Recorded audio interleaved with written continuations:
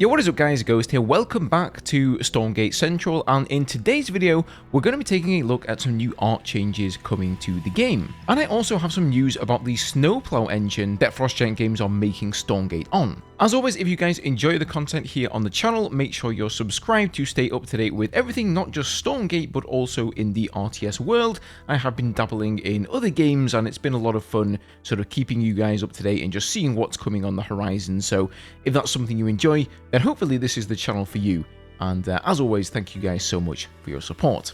So recently, Beowulf did an interview with Alan Dilling, the art director for Stormgate, over on his channel, and I really recommend checking out the full video. It's pretty long, I think it's like an hour or two long, but they go over a lot of interesting details here.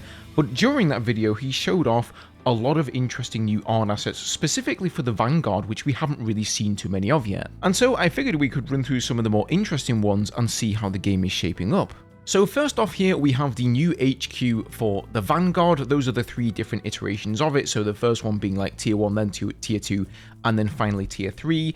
I think the original one looked more like, well, essentially that, right? A command post, a building where you would command from. The new one is much more sort of refinery-like, and I think that's what they're going for here. Of course, your servos, they are mining Luminite, they are mining Therium, presumably bringing it back there for it to be refined and then used to build things. So that's kind of what they're going for here with those big chimneys or the smokestacks on the tier 3 version. There's also a radar on what looks like a helipad there, which I believe will be spinning once they fully finish that. And then you have this large bay door area that opens up, presumably as the main entrance. And then there's also these sort of windows dotted around the side there, which is, you know, you can imagine there will be a lot of people working in there.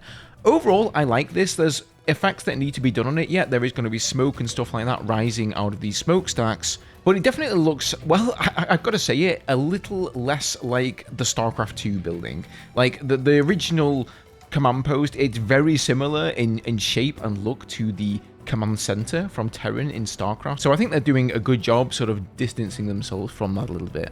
So next up, we have a look at the new Flayed Dragon for the Infernals. And for anybody who's played the game, you'll know that the Flayed Dragon is sort of this half undead. Well, it's a flayed dragon, right? Its flesh is sort of all fallen off and it's mostly just skin and bone. This one here is a lot more whole. Of course, the Infernals have really seen a push towards being, I would say, a slightly more advanced race, a lot more demonic. And so this new flayed dragon is sort of representing that. They've now got the glyphs on the wings there, which looks pretty cool. Here is the new Spriggan, much smaller, and you're going to see this as a theme going through here, that everything has been shrunk down a lot here, so you can fit, I suppose, more units in the same play space. And then here, this was quite interesting. They were showing off this rim lighting, I believe they called it, where it's almost like the unit on backlit by a lighting source from the rear, and it really makes a lot of them pop. So here in this image, some of these units have the backlighting and some of them don't. And I think it's very apparent when you look specifically at the Gaunt there next to the Fiend. The Fiend, you know, you can see that little light edge along the top of it. It really just makes it pop out of the scene, whereas the Gaunt, it sort of fades into the background a little bit more. I think also the Vulcan doesn't have it on, the Hellborn doesn't have it on, etc. So this is a very small change, and as Alan put it, it's one of those things that you may not notice it if it's implemented into the game, but if you take it away, you're definitely going to notice it, and you will realize that something's wrong and the game just isn't popping, or the units aren't popping in the same way that they should be. So all of these little changes, they may be rather small, and a lot of these changes may seem like a drop in the bucket in the overall redemption arc of Stormgate, but a lot of small changes like this make a big difference in the long run. So here we're on to some more Vanguard units. This is the new Helicarrier, and I think it looks really cool. We've also got the Hornet there flying around, and then the casting unit, the Sentinel for the Vanguard. I really like the new style here. It seems a lot more sort of mecha inspired. Again, you will notice that the units are smaller, maybe even slightly more simplistic in some terms. Like the Sentinel before, like, it looks so much better now. It was just this big circle with a spinning orb in the middle of it. I wasn't particularly fond of it. It was way too large compared to other units in the game, and now it looks almost like a flying ship, I suppose, but it still, you know, maintains the iconic spinning orb there. Also, the Hornet, the flight mechanics here you can see have been improved, so it now banks and swerves through the air, and it has inertia when it slows down and speeds up again. Before, it appeared that air units were sort of just jutting around on rails, really. There wasn't a lot of movement to it, and now there is actually some great feedback here. I love to see especially that the helicarrier has gotten smaller, that the helicarrier was just way too massive for the screen size, like the FOV of the game. It took up way too much of your screen, so I think that's a really great move there. And then if we look towards the ground, you can also see the new machine lab for the Vanguard. So the blue one, of course, is the new building, the red one is the old building, and I think it looks pretty good. It's definitely in keeping with the same theme and the same design language that they're going for with the Vanguard units here, so like that makes a lot of sense. I would say the old machine lab sort of is more readable, like you can see there's a conveyor belt, and that's a very iconic thing to look out for, whereas the new building, it's not like super iconic to me. Maybe there's some stuff left to be moving on it, or maybe there were going to be some certain effects around it, but I personally would probably find that building a little bit hard to look at and remember, oh, this is my upgrade building for the mech bay. But I might be wrong about that. Proof is in the pudding, so we'll see what it's like when it actually comes out and we're playing it in the game. Now, these units here for the Infernals are really cool. This is like the Pandora's box unit. I don't think it actually has a name here yet. But I absolutely love the animations. Alan did say that there's no effects here yet, so there were no, cool sparkles and particles going off or anything like that. But I would say that the movement of this unit is really great. Again, they've kind of nailed this flying inertia here, and the animations when she casts, like slamming the key down sort of into the box there, and all the small sections open up and then collapse again. I just really, really like it. It's much cooler, and I would say way more unique and iconic than a lot of stuff that we've seen in Stormgate so far. So massive kudos to the team for that. Also, the building down here, you're going to notice doing a similar thing. That is the new Iron Vault. So that's the first unit constructing building that you're going to be making your brutes out of for the Infernals. And again, it's got this same design language here, inspired by this new unit. I really, really like it. I haven't seen anything like that, I don't think, in an RTS game before. So again, really, really nice, unique design. And then this second building here, this is the new Conclave. So that's what you're going to be producing your gaunts and etc. from. Again, really like this with the floating kind of, I don't know, what are these, like weird sort of skull heads? I'm not entirely sure what they are, but looks pretty cool either way. And then we have the new meat farm here, which is now called the Tribute Pyre.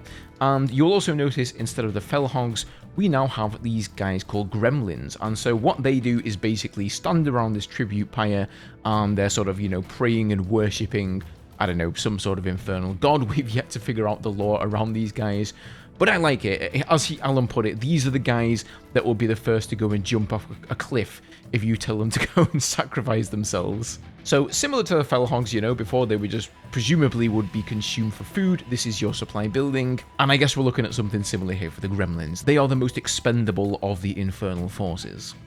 So this particular building here is very intriguing because I believe Alan sort of accidentally showed this off here. It's not really ready, and he was clearly not open to sharing what it did. All he said about it is that it was really cool and that it did some fun stuff. But you're going to notice there is a little bar above this building. It's obviously not for either of the factions, right? It's something that is placed on a map, presumably capturable, because we can see that there's a bar above with a little bit of blue and a little bit of red, indicating that it is currently contested by both of the players on the map. What is this going to be, though? Is this going to be some new kind of Creek camp, some new sort of tower that you can capture?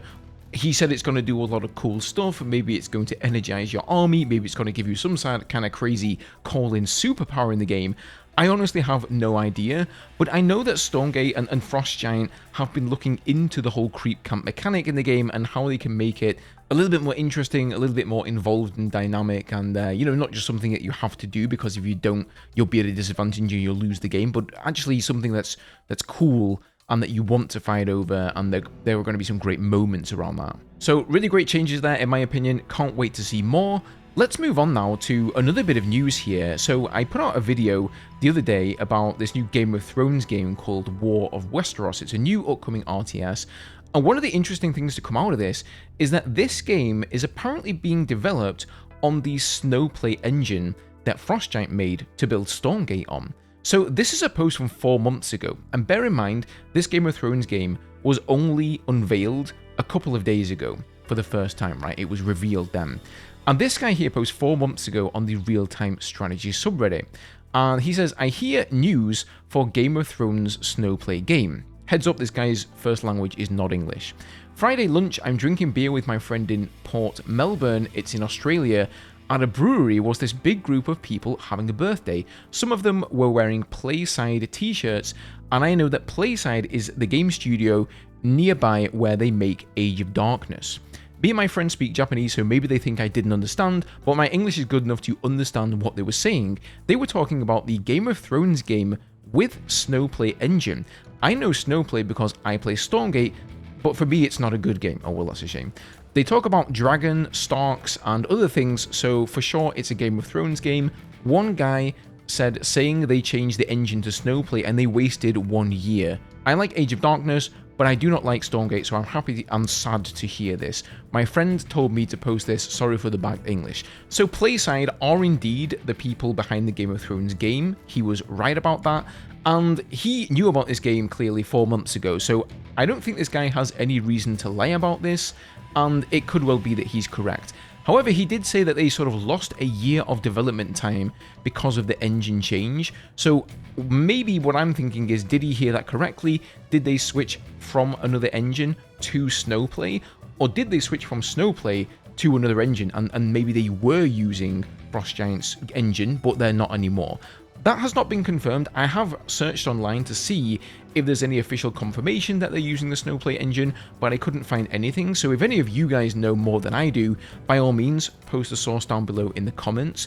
But if this is true, this is actually really good, not just for the RTS community on the whole, but also for Frost Giant Games who are making Stormgate. I know a lot of people, especially after having seen Battle Aces be cancelled, are worried about these new upcoming RTS games. You know, we saw Stormgate, Zero Space, and actually Battle Aces was the most recent of those three to be announced and has now been the first to be cancelled.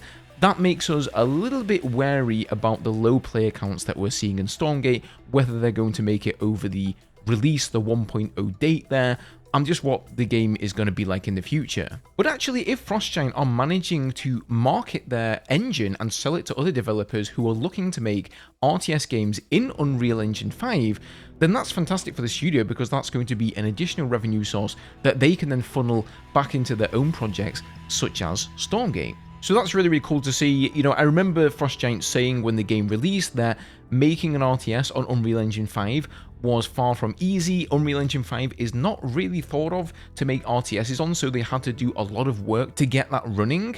And it would make total sense if another company comes along, wants to make an RTS in Unreal Engine 5, that they can just approach Frost Giant Games and say, hey, can we use your engine and how much is it going to cost us? So good news overall here, guys. It's always nice to get a video where we only have good news for the RTS community. Of course, after seeing the bad news there about Battle Aces, that kind of sucked, but what can you do, eh? Onwards and upwards. As always, guys, leave me your thoughts down below. Let me know what you think about the art changes coming to not just the Infernals, but also the Vanguard. This is kind of some of the first stuff here, maybe outside of the Servo and the Hedgehog and whatnot that we've seen for the Vanguard, so really, really good to see that. Leaving a like if you enjoyed today's video is massively appreciated, and don't forget to subscribe to stay up to date with everything in the RTS sphere. Thank you for watching, and I'll see you guys in the next one.